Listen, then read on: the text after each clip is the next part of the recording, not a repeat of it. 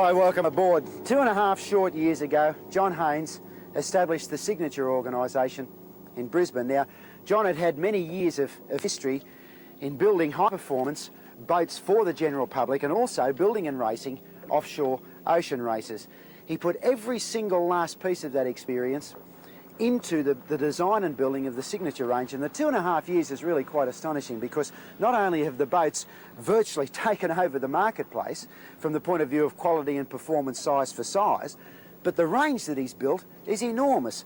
The boat we're going to look at today is the latest edition. I guess you could call it the Mercedes Sports of trailer boats in Australia, the superb 2100S. The 2100S is significant in many ways. Obviously, it has hull performance in spades, it's a superb looking boat, it's sumptuously appointed inside, and it's certainly capable of doubling as a serious ski boat and luxury day runabout. But its most significant quality is its least obvious. The 2100S represents the first serious attempt by a local designer to provide a luxurious, high-performance day cruiser runabout of completely indigenous design. We've seen the Miami Vice type converted American ocean racers on our waterways for a long time now, and whilst they're attractively styled and deliver high performance, they're not designed for our conditions and are therefore not completely suitable.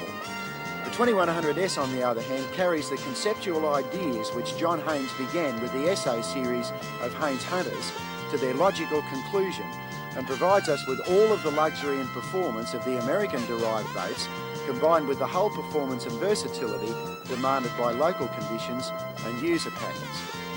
Her overall size is significant. Length overall is 21 feet 3, the beam is 7 feet 3, the maximum horsepower rating is 235, which is governed more by user ability than the ability of the hull to structurally carry more horsepower, and her top speed with the 200 horsepower Mercury as tested is in the order of 68 miles an hour. These dimensions give her the ability to be used as a fast tourer with, say, 5 people aboard to handle fair weather coastal cruising and to live up to the Mercedes Sports analogy at the marina or on the beach. The ski pole, however, indicates her duality of purpose.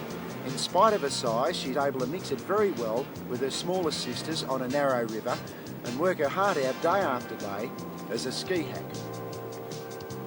The wide performance envelope, which gives the boat her versatility, is due to a hull design which is the result of 2.5 years of intensive research and development on the part of John Haines. For many years, designers have been faced with the choice between stability at rest and soft ride at speed. If one was there, the other wasn't. John describes the underwater hull contours as variable dead rise. A series of planks formed by linking the planing strokes with flat sections allows the boat to run at the normal 22.5 degrees of dead rise in smooth water, but varies the dead rise up to 34 degrees as soon as rough water is encountered.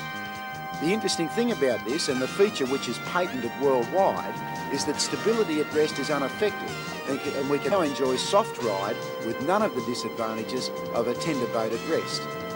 The after end's most interesting as well. It has evolved from a stepped pod, which we saw on the earlier models of 1950, to a specially recessed and contoured cavity on the extreme end of the keel. This gives all of the handling advantages of a remotely mounted outboard without any of the disadvantages. The water flow is controlled precisely as it enters the propeller disc, maximising efficiency, ensuring that the prop continues to drive in even the most extreme conditions of heel and turn. It's this factor which makes the 2100S so fatiguing, gives her longitudinal stability, and has caused drivers